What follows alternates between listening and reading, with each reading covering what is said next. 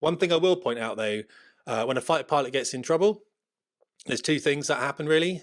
It's probably because they want to get in trouble, and the second thing that happens is they're probably going to tell someone about it. Okay, welcome back to Fast Jet Performance then. My name is SJWs and I'm back in my attack shack then dropping some truth bombs on your personal battlefields, helping you to win the wars you're fighting. Now, I've got an email today and it's not a war you are fighting. Unfortunately, it's actually a war a fighter pilot in Her Majesty's Royal Air Force is fighting. Now, I don't know whether he's won this war, but either way, someone sent me something to review. I'm going to review it for you and I'm going to try and be pretty... I'm not going to be impartial at all, am I? No, I'm going to rip it apart. Look, so what's happened is there's a bit of a war going on in the Royal Air Force right now about something called diversity and inclusion training, D&I training. Now, from an outside perspective, I've left the service now, been out for about 2 years. I rally against D&I. Personally, I think what they're doing is wrong with the service. I think they're acting like it was 1950s and being really immature about it. And I think it's what happens is it's going to drag the wrong people into the service. I think what we're seeing is a bit of a start of that already, and you're going to see this within this email I'm going to read to you. Now, I can't show you the email, unfortunately, because it's on the computer systems that the service uses. And of course, it's got names on there and everything else. One thing I will point out, though, when a fighter pilot gets in trouble, there's two things that happen really. It's probably because they want to get in trouble. And the second thing that happens is they're probably going to tell someone about it. You can't keep this stuff quiet. All right. Anyway, I know the dude in question. He's a good guy. I don't think he intended really necessarily to get in trouble for this, but he's not going to turn away from a fight. He's, as I said, he's a fighter pilot in the Royal Air Force. Fighter pilots all around the world are confrontational people. They've stepped forwards, and it's not just fighter pilots, guys. It's all pilots. Okay, all pilots. They challenge authority. They're kind of mavericks because they want to escape the ground and leave everyone else behind. And they decide to be a pilot, which in itself is a very long road. It's a very arduous journey, and some, at the end of it, you might fail, not make it. So it takes a special kind of character to do that. And I trained those people on this airplane here for about 10 years, in fact. Well, this aircraft and the Hawk T Mark 1, T Mark 2 and a T Mark 1 for about a decade at Valley. And then I flew the aircraft above it, the Tornado GR4 for the other, 5 years, whatever it was. And then flying training was that. Now, let's have a look, shall we? So I can't show you the actual email, guys. It doesn't matter. You don't need to see it. But I'll go through the text of it with you. And what's funny about this thing? It's kind of sad. I think this is indicative of the times that we're in. It's a strange time. So what we're going to do is we're going to go through some choice lines in here. Now, a bit of background.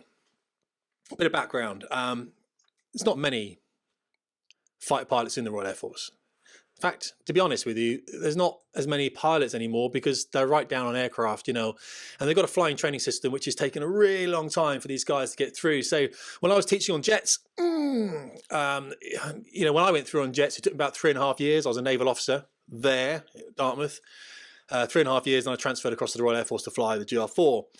3.5, 4 years. I was prioritised because I was a naval officer. Now, that doesn't necessarily happen anymore. It takes about 7, maybe a bit less now because they're sorting themselves out, but about 7 years to get a fast jet pilot through their training. Of course, they could fail any time, couldn't they? What a nightmare, right? Rotary is a bit less and multis is a bit less as well, but still far too long. And it's because of something called the United Kingdom Military Flying Training System, which is the privatisation of a key Royal Air Force asset, which was flying training, recognised all over the world as the experts at it. Unfortunately, the Ministry of Defence let that go because they're idiots. And what happened was we're stuck with a system now which is struggling. Whatever, right? I'm not in it.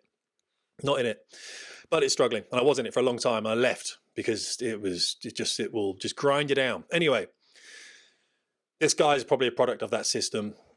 I don't think he's in my logbook though. I haven't really checked. I might have flown with him in the past. I don't know. Either way, good guy. I think everyone who mentioned in this email are good people. Even the complainant is a good person. All right, don't get me wrong. But I just think what we're seeing is a bit of a clash. It's probably going to go a bit further as well in the Air Force before it gets any better. There's always an overswing, isn't there? And a big problem with that is the diversity and inclusion training that's going on, which, I've been told about it. I went through it when I was in myself. It seems to be they've dropped like a woke agenda into the middle of the fiercest men on this planet. The Royal Air Force goes woke with fighter pilots. You can't make that up. Anyway, It's never going to end well for you, Air Force. Never going to end well. I would like to say also, guys, if you spoke to any squadron boss or the chief of air staff or whoever, a senior air vice marshal, they understand. They're like, yeah, we've got to do this D&I stuff, but it's not really a thing. You know, we don't employ idiots in the service. Everyone is accepting. Everyone is racially tolerant. There's like, I never saw racism in my 20 years. I never saw sexism, racism in my 20 years. Now, people will say that. They will say, well, Tim, you weren't looking for it. And I'm like, well, yeah, I guess I wasn't, because I didn't think it was there. I'd never seen it before, so I didn't go hunting for it. And my thing about it is, if you go looking for it, yeah, you're probably going to find it. You'll find it somewhere at some level. And I coach or mentor, a lot of women who are going into the military, and also mentor a lot of, I hate the term BAME. Can we just say ethnic minority? BAME for me is a racist term, because you get white people and you get the rest. What's more racist than that? If putting all the Asians, all the Jamaicans, or Pakistanis, Africans, put them all together in one thing, black Africans, and calling them BAME. You're not allowed to be Singaporean, you're BAME. You can't be Asian, you're BAME. I mean, that's awful to me. So, I respect people a lot more than to do that. And I do mentor a lot of them. And what I'm seeing now with women and ethnic minorities is they don't want to go into the service because they don't think they're going to be appreciated for their own merits. They think they're going to be let in because of the sex they are and because of the gender they are. And that is wrong. Fundamentally, it's wrong, okay? It's, of course it's wrong. I mean, these young people, they're not stupid. They're very clever, and they want to be appreciated. And just because they're a sex or a particular race, yeah. So what happens? The Air Force will tell you it doesn't have quotas for joining. And I don't believe that at all. I think it has quotas, and I think it's trying to get more women in and more ethnic minorities, because it believes, and we're about to go in this email, it believes, falsely so from what I've done reading, that demographic diversity, which in effect is the diversity of ethnicity in effect, creates cognitive diversity, and that's plainly not true. Because what happens is, if you want to join the military, you tend to think like other people in the military. In fact, you've probably done, no matter what skin color you are, what race you are, what sex you are, what sexual preference you are, even, of course, you've done everything that the other people have done. You've probably got a gold Duke of Edinburgh. By the way, if you want to join the military, they look at that very, very fondly. Gold DV, not easy to get. Try and do the Duke of Edinburgh. But also, you've probably joined the Air Cadets. You've probably been a Cub Scout. You might have been in the Officer Training Corps like I was, or you might have been in the University Air Squadron, University Royal Naval Unit. You've probably done some charity work. You might have gone overseas and done some charity stuff, maybe some long hikes, something to talk about, something to show how you're going to add value to the service, because the service doesn't care about you. It cares about what you can bring to it and how you can make it better. And one thing we learned in the military was, when you go overseas or when you join a squadron, all of these, always leave it better than when you found it. So always improve on it. Unless it's a target for my GR4, I'm not going to leave that better, am I? I'm going to destroy that thing. But if it's a squadron you're going through or whatever, leave it better, improve it somehow. That's a lesson for life right there. So yeah, that is an issue, unfortunately. And you're probably the same person as everyone else if you're going in. And that means that it doesn't matter what your ethnic background is. You're probably thinking the same. So it's been proven that Harvard, I think, did 122 studies on it, and they didn't find conclusive evidence that diversity, or I call it demographic diversity, you call it whatever you want, leads to diverse cognitive thought. Okay, it just doesn't. But that's fine. You can say that if you want, and then all the left and the radical left, or the pathological left, or the liberal left, or the woke left, or whatever you want to call it, will come and launch at me, because I'm a safe guy to launch at, guys. 46-year-old white dude, okay, pretty stable. I'm not going to have a go at you, am I? I'm just not. I'm not, because I've got other things to do. I'm a busy guy. But you can launch at me in the comments. I'm sure some of you will. All I'm saying is that the service is multicultural.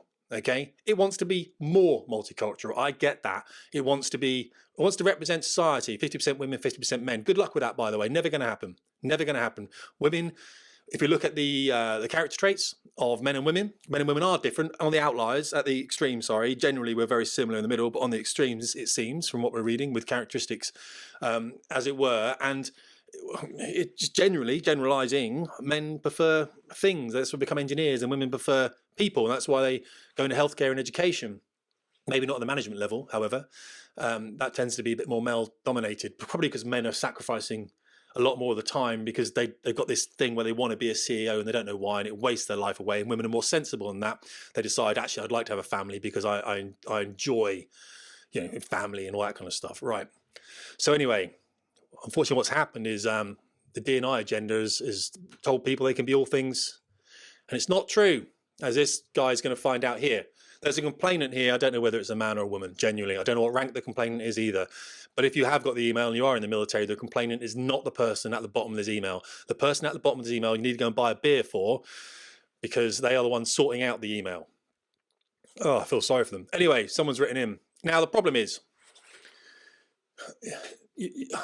by all means complain against fighter pilots, but have a think about what a fighter pilot is doing. I use fighter pilot here, guys. I'm using all pilots. All pilots. I'm going to use pilots from now on. Just so happens that this person's complaining against a fighter pilot. Yeah, and good luck with that, by the way, because this fighter pilot genuinely doesn't care about you. He's too busy to. Too busy to. Too busy, trying not to kill himself. You know what I mean? That's the problem. You know, flying one of these big jets, I know what jet he's flying. It's complicated business. Complicated business. He hasn't got time to deal with this. Anyway, now we can use all pilots. All pilots are very busy. There's a lot of support, by the way, for this pilot from the rest of the Air Force. I'm smiling. I love it when pilots come together like this. In fact, not just pilots supporting him. A lot of people are supporting him. The Air Force are sick of it.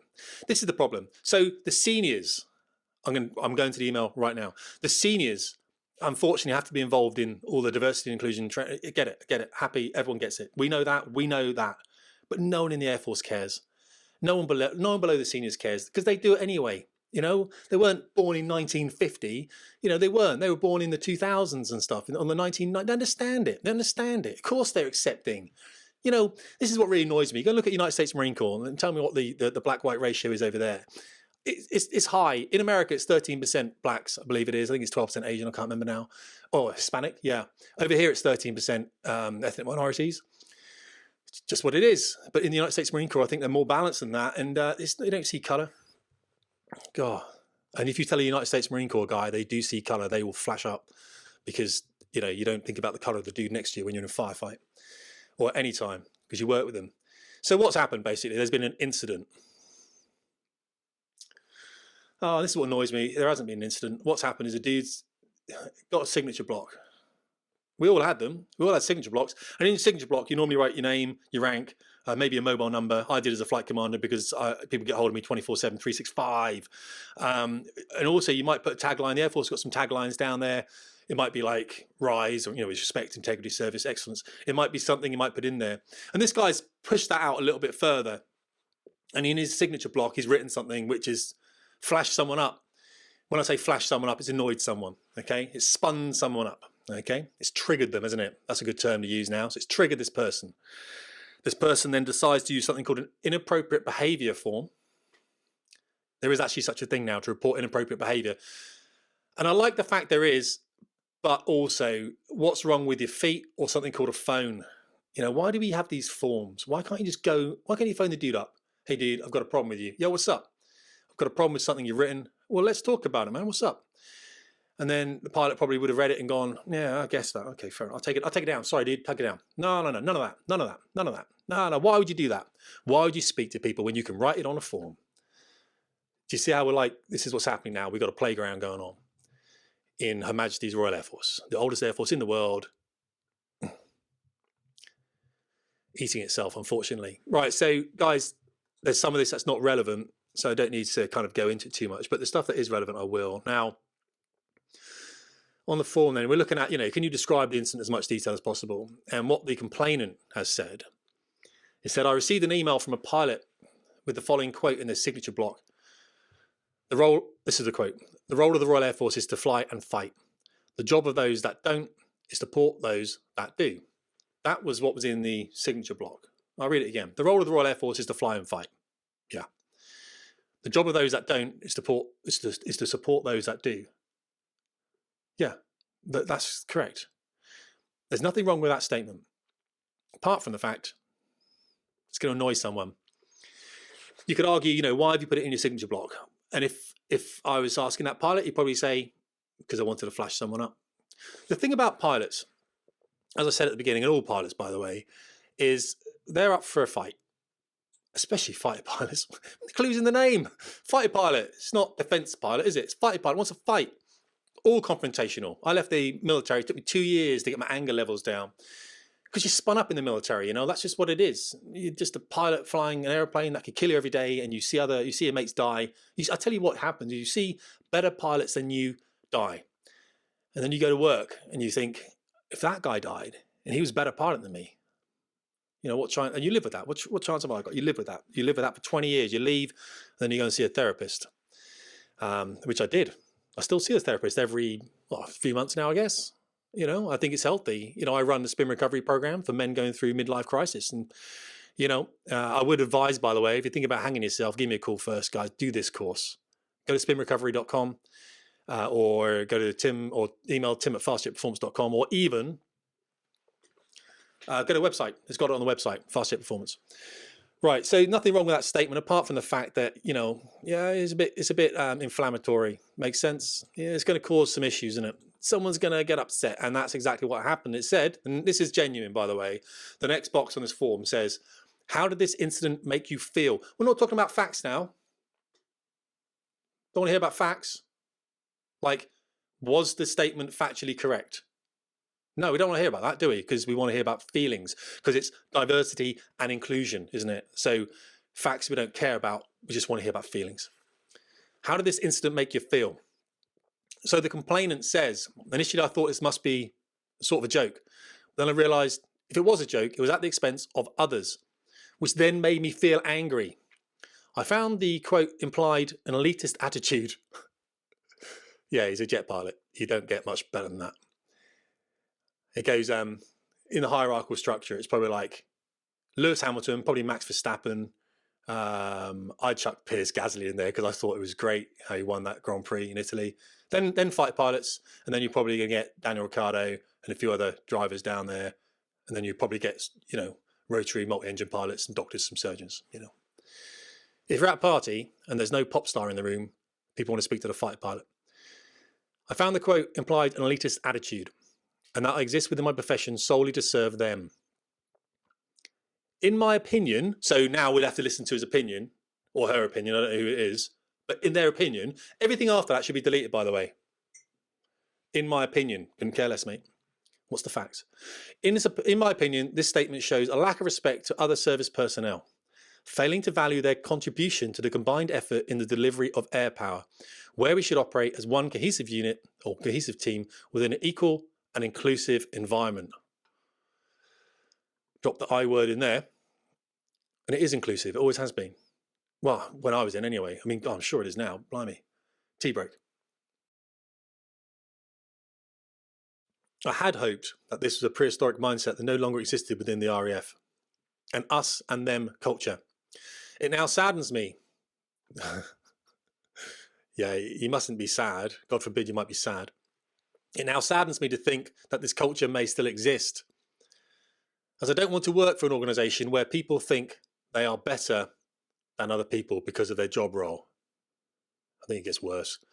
I carried out a quick Google search to see if I could find where this quote had originated. I assumed it would have been from the 1940s, but couldn't find it.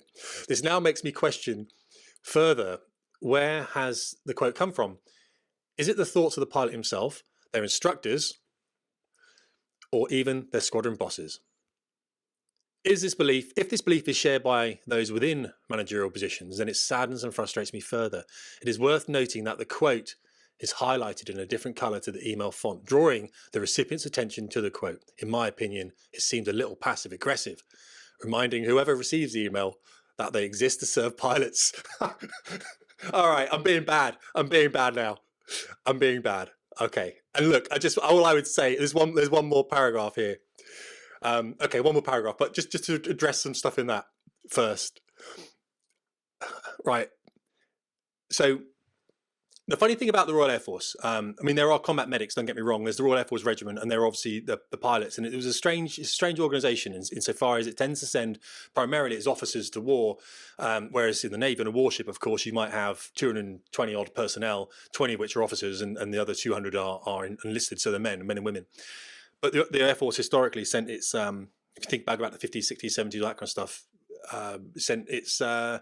primarily it sent its pilots, which were officers. Back in the Second World War, they were also senior NCOs, of course. So it's a bit of a strange organisation. Of course, it evolves, doesn't it, like that? I'm a big fan of the RAF Regiment, by the way. I really am. I've got a lot of time for those guys, and always have done. I mean, they're like a little mini special forces unit. I talk with a lot of special forces guys now, and they are all very fond of the regiment. It's strange because the regiment gets a lot of stick. RF regiment, a lot of stick, but they're well respected. So this whole thing here, what we're seeing, unfortunately, is someone who hasn't really understood the Air Force. I think this is quite a young person here. Young people make mistakes, that's fine. And I think really what we can do is we can work out why this is, quite candidly. We can say, right, so what's the mindset of this person? Why are they upset? Why are they sad? So it's made her or him, I don't know who it is, it's made them feel angry. It felt the joke was at the expense of others, which it probably was, to be honest. But it's banter, isn't it? And banter was always an essential part of all the services I've been in, whether I was in the Navy or the Air Force. Banter was important. And once the banter stopped, that was really serious then. But anyway, obviously you can't have banter anymore, God forbid.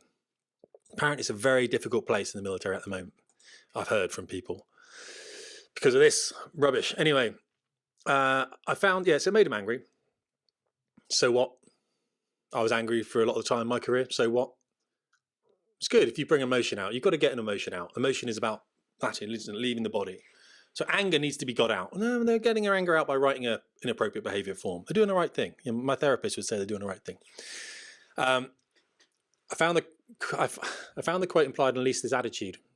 Yeah, the guy's a fighter pilot.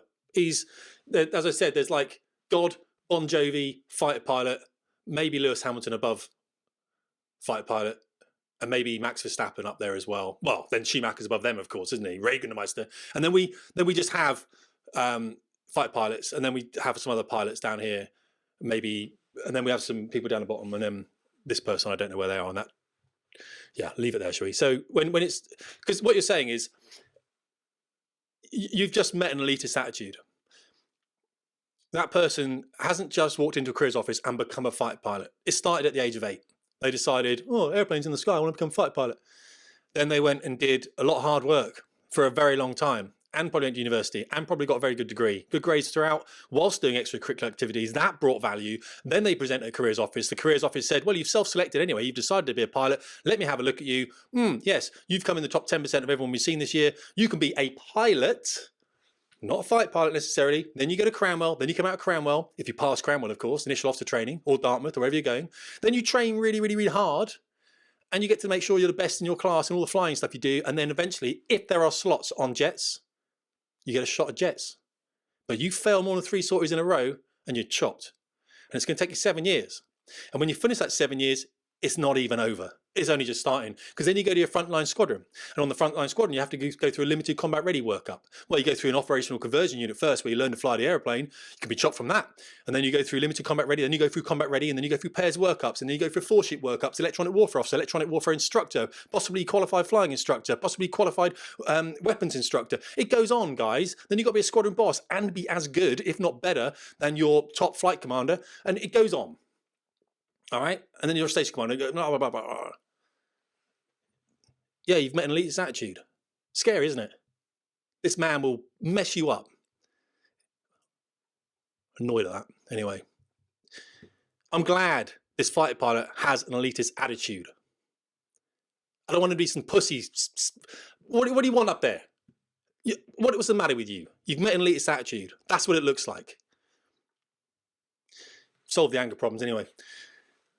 And that I exist within my profession solely to serve them. No, you don't. Stop being a victim. You're an idiot. Stop being a victim. Look, everyone's got a place. Everyone serves someone. Everyone serves someone.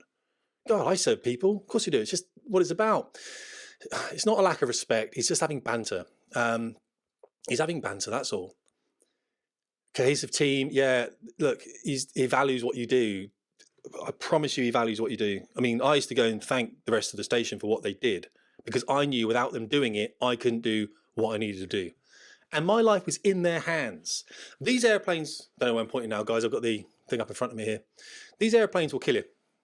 Factually correct statement right there. They will kill you. Oh, many friends of mine died on this thing here, 28 GR4. No one's died on the T2, but many people died on the T1. Another GR over here. Again, people died there. That's a T1 up there. Many people have died on that airplane. That airplane will kill you probably faster than any other aircraft in the Air Force, because the G onset rate, the rate at which you can get to the maximum G, is faster than any other aircraft we have, faster than Typhoon even. Okay, this aircraft will get to 6 or 7G faster than a Typhoon will. A Typhoon will stay there, but the onset rate, the rate at which you get there, the rate at which the blood flows from the heart and the head and the heart all the way down to the legs is fastest on this aircraft. Okay, you'll get G-lock on this aircraft faster than you'll get it on a Typhoon. The Typhoon's got extra life support systems as well. So yeah, okay. So so that's why you've got to be a bit elitist. Now, prehistoric mindset, whatever, it's not an us and them culture. It's not, I guarantee it. Very much value what you do. Very much value what you do, because his life is in your hands. And then the belief isn't shared. It's not even shared by him, really. Just put it up there for a bit of banter. The role of the Royal Air Force is to fly and fight. The job of those that don't is to support those that do. By the way, I think this person was in something called Base Support Wing.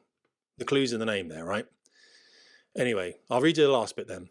It seems a little bit passive-aggressive. Believe me, fighter pilots aren't passive-aggressive. They will rip you up. They will absolutely tear you apart. Metaphorically, of course, we're kind people. Right, I love this. What do you believe the outcome should be as a result of you reporting this incident? So irrespective of whether there's anything that's factually correct in here, I would just like you to tell me what you think should happen. Because you can be the judge and the jury and the executioner now. Yeah. We're not even going to go to this dude yet. I want you to tell me what punishment we should level at this dude. Sad times, sad. Right, I'd like it highlighted all squadron bosses. I bet you would. Know your place. That this statement, attitude, behaviour is not appropriate and highly offensive. It is also not in keeping with the station commander's directive of one team delivering together safely. I sadly don't believe the organisation will be able to eradicate it completely, but I do think we can stop inappropriate quotes being broadcast within signature blocks. The pilot in question is a legend. He's got his name here. He's a good guy. I don't know where. I just go to a logbook, see where I flew with him. But anyway, I did speak to the pilot afterwards, after this. So basically, the person gets to tell squadron bosses what to do, as if they don't know already. I don't know what the outcome of this was. What I do know is that the boss would probably phone up this dude or get him in the office and go, mate, I've had a complaint. In your signature block, you've got this quote. Can you delete it? Is that all right? And then the pilot would go, yeah, definitely, yeah. All right, thanks, buddy. And if you can just tell everyone that I've torn you apart a little bit, ripped you up, yeah? Is that all right? Just tell everyone I told you off. Yeah, sure, boss. Sorry, I didn't want to cause any hassle. No, that's all right, mate. Don't get me wrong. You're one of the good pilots. I get it. I just made a mistake. Fine. Okay, I'll phone the station commander and tell him that I've told you off. Put you on some ground duties. I'll put you on the desk for a day. How's that? Yeah, put me on the desk, boss. So I can get some work done then. Yeah, definitely. Yeah, I'm too busy to fly anyway at the moment. All right, I'll put you on the desk tomorrow. I'll tell the station commander I'll put you on the desk, and we've got rid of it from your email signature block. And if you can just make sure you tell people that I've told you off. I'll tell you what's funny. This is Jen. I was at Shrivenham, which is the staff college. Now, I didn't do staff college, but we had to go on something called junior officer command course or something. I can't remember now, JOC. I can't remember what it stands for. But the problem with that course is it should have been done when you left IOT, like you left initial officer training at Cranwell. So you would have been 25, 26. I think I went on the course when I was 41. Nothing good is going to come of that. It might have been a bit earlier than that. It might have been like late 30s. But I was on there with other guys who were also late 30s and some girls who were late 30s as well, because we put it off because we didn't want to do it. I did Dartmouth. I don't want to go and do this course anyway. But I had to do it in order to get promoted. So it probably was actually mid 30s. And I had to go there, and you live there for 2 or 3 weeks. You do some lectures, you do some essays, a bit of role playing. You live in this building and you all chat, and it's great fun. But it's a bit patronising and rubbish, especially if you've been in longer than about 3 or 4 years. I mean, you actually do some role play, and one of the role plays was, these role plays, by the way, would never happen in real service life. So one of the role plays for me was I was I think the orderly officer, which is the officer sort of every day who reports to the station commander and just sort of holds a phone in case anything goes wrong. I wrap this up quickly, guys, and it was we were pretending that what was happening was a farmer, a jet had landed, and a farmer had come in and said, a jet flew over my sheep and the sheep has died, and it was on a Saturday morning. So straight away you'd say, well, I can't do anything about it. I'm sorry, farmer. What I'm going to do is probably pass it up to the executive officer, or and then on Monday I'll make sure the OC admin gets hold of you, and we'll look to see what we can do about it. Anyway, that wasn't, it would never happen. Anyway, so this farmer and me are sat there, and they said they were going to use actors. And they lied. They actually used other squadron leaders, and we were all flight attendants. And so this guy comes in and dressed up as a farmer. I'm not joking, with a pole. And he confronts me, and you don't want to confront a pilot like that. Anyway, he confronts me and he says, my sheep's died. What are you going to do about it? So I said, sorry to hear your sheep's died. I mean, I wasn't taking it seriously because it was a load of rubbish. And he goes, and he starts hitting the floor with his staff. He goes, my sheep's died. I want to know what you're going to do, what the Royal Air Force is going to do with this. And I was like, well, first off, I'm going to call the RF police and get you removed because you're making me angry. I didn't take it seriously, but I'm 35 years old role playing. I've been orderly officer and everything for last 15 years or 10 years. And now I've got to learn to be an orderly. It was rubbish. Anyway, so the squadron leader in charge of the class, some education guy, was really angry at me. And the squadron leader was really angry. He hit the chair that I was on. He hit the chair with this thing. And I was like, it's on now. It's on now, fool. Thinking he was an actor. He wasn't squadron leader. Okay. Anyway, he put a formal complaint in, didn't he? Didn't talk to me about it, just formally complained to the staff. It was just before lunch. The squadron leader took me outside, said, you've got to be a bit, And he said to me, but look, this is the end of it. Okay. Go and have lunch. I said, I'm sorry, I didn't want to offend the. Go and have lunch. When you come back, it's fine, all over. Anyway, what happened? Come back after lunch. This idiot squadron leader dragged me down. He goes, right, can you come with me? Can you come with me? I said, I thought it was all over. Everything over? Everything all right? Obviously not. Threw me into a wing commander's office. I remember her as well. She was sat there and she had her sleeves on a jumper rolled up.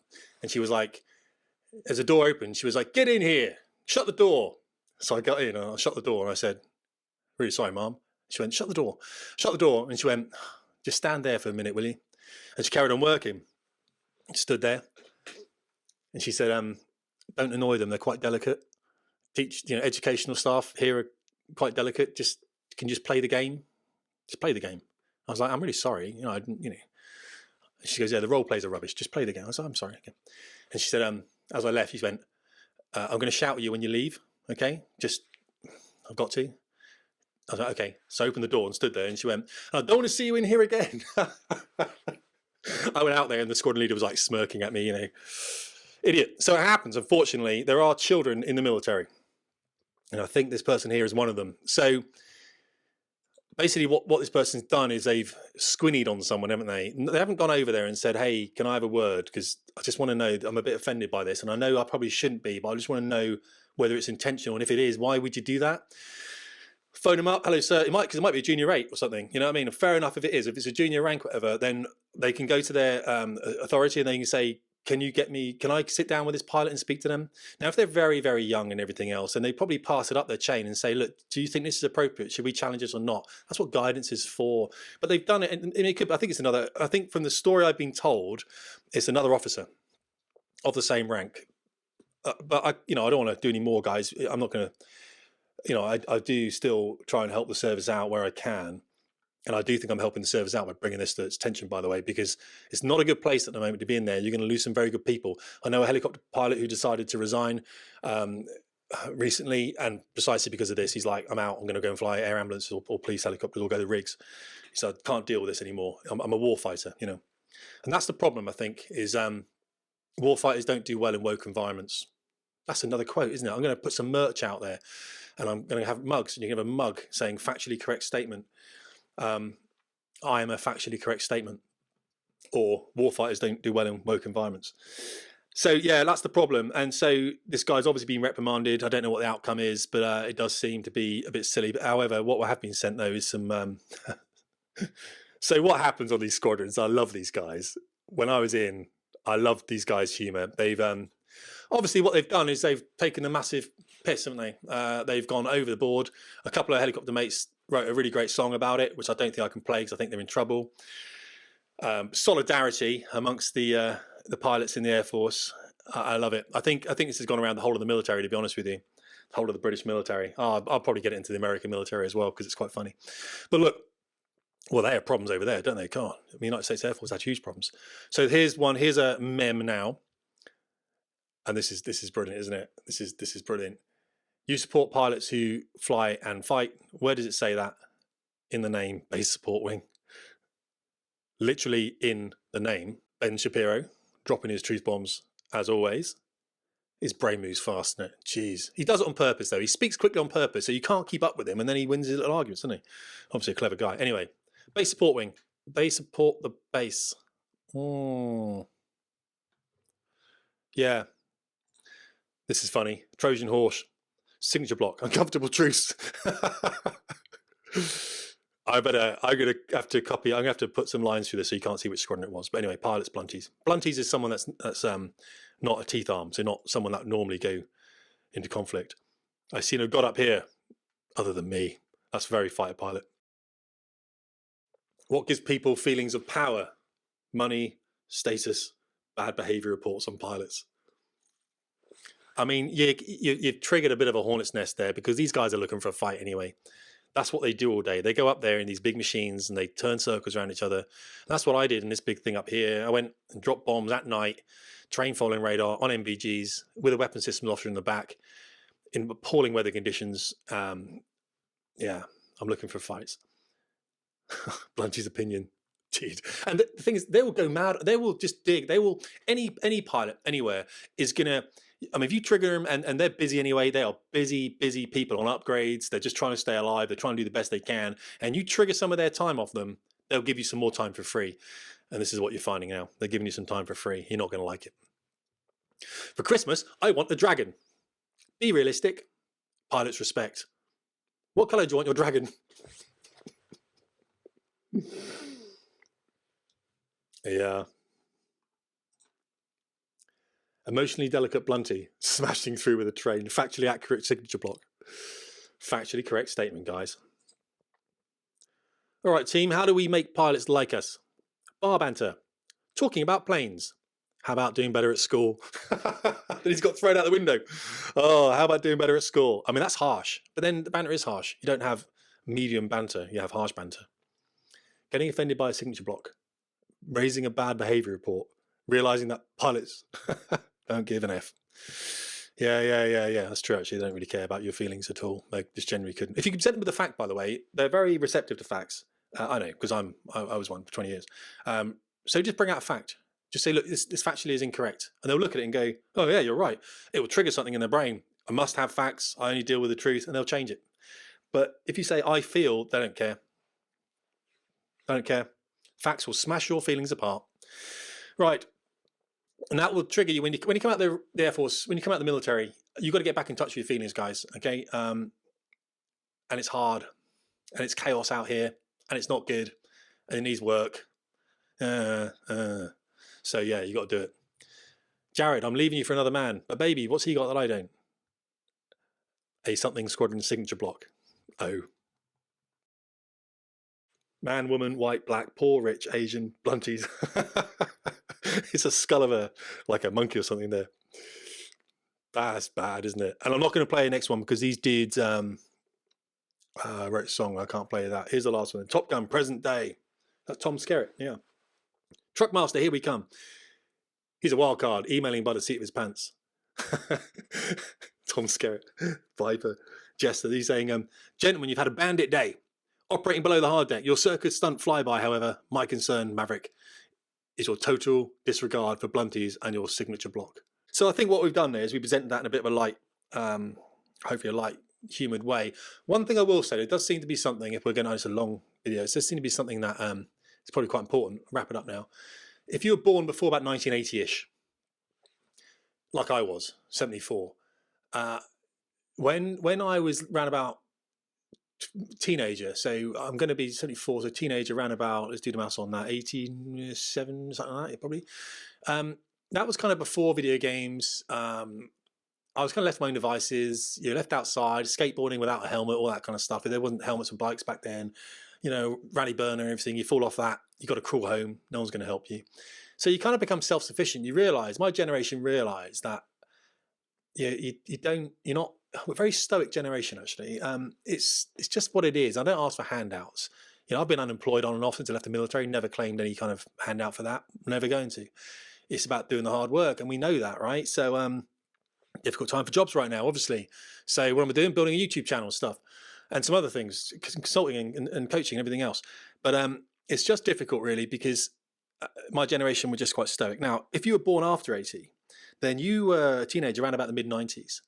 And if you're a teenager around the mid-90s, Well, you felt you kind of had rights now. You're being looked after. You're being told certain things, like you don't have to take it anymore. Like I used to get in fights as a kid. You get punched in the face. I remember you can't go to a teacher. You can't squeal as a kid. If you go to a teacher, it's going to get 10 times worse. The kid's going to beat you up, and the teacher's going to tell you to go away anyway. It's going to be whatever. But when you're in the mid 90s now, coming towards the 2000s, as I think this young person probably was here. Well, now you think that something owes you something. You know, someone's going to. There's a form you can fill in. You haven't got to confront people anymore. You can fill in a form. Oh, and by the way, you can be anonymous on that form. Yeah, you can be anonymous. So if it doesn't find in your favour, the guy doesn't have to know who it is. You know who it is, by the way. So you can fill in a form that you can name that person. It's him. But then if it doesn't work out for you, no one knows who you are. You know. I've always found that a bit strange, like with rape cases where the man is identified, but the woman isn't. And it's right that the woman isn't identified, but it shouldn't be right that the man's identified until he's found guilty. Does that make sense? Why would you identify the man and ruin his life? I don't understand that. I've always found that was a bit weird. I'm sure there's something in law that says I'm wrong and the law is easily to explain, but I don't know what that is. But it's like, why not keep both parties anonymous until you know the result? Makes sense to me. Anyway, so I just think that someone has been a little bit delicate here, and there's better ways of handling this without putting a form in that I then read out on the internet, and then you take a different view of the Royal Air Force because the Royal Air Force is going through some changeable times. Still good to join, guys. I talk a lot of people into going into the services, and I still will forever, and especially the women that write to me because they haven't got any women to write to, by the way. However, a lovely woman, warrant officer, a lovely woman said that I can send some women her way, which is I'm very grateful for because it takes a lot of my time up. But also the black, Asian, minority ethnics that write to me, I don't like using the term BAME, as I've said. I do advise them as well. And I've got a young guy at the moment that swears there's lots of racism in the military, and I'm saying, look, I was in the military and you never have been, and I'm telling you it's not true. You will find it on outliers. You will find it in clusters. You'll find probably a much less amount you'll find in the civilian world. It's probably not racism. It's probably to do with the fact that you might not be very good. And someone's going to tell you that. It's not being racist. It's just telling you to be better. And if you go into a flying role, you're going to get that every day of your life, irrespective of your gender, irrespective of your colour. So, guys, I'm going to leave it there. It's 45 minutes, isn't it? I'll pick out the best bits, whatever, chuck it somewhere. But hopefully it's a video that gives you some idea about what's about the diversity and inclusion sort of fiasco that's happening within the service at the moment. I mean, yeah, fighter pilots don't do well in woke cultures. I mean, what do you want out of a fighter pilot? I'd rather they fought a little bit, and I would rather they were aggressive. And I would rather there's a lot of humility, by the way, but of course there is. Of course they're humble people. They don't get to where they've been without a considerable amount of hard work. And they suffer. They do. I know this because I trained them for a decade. I know they suffer. I know they don't sleep at night. Then they get to the front line and they're still beasted.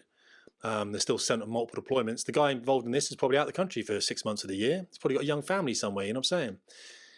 Just put a line in his signature block. He didn't mean to really cause offence. Probably did actually, legend. But I'm just saying he's obviously done it. And actually, to be honest with you, every other pilot in the whole world will look at that guy and go, yeah, fair play, dude. You triggered someone. Therefore, you won. All right? Don't be triggered by pilots. We're very delicate people. No. All right, guys. Thanks for listening then. Really appreciate it. If you're interested in supporting the channel, Patreon, basic or advanced. If you are advanced, then you can get on a Zoom call with me. If you want to subscribe down, I really appreciate it. Anything you could do really helps keep the channel alive. Okay, Tim Davies, Fast Performance.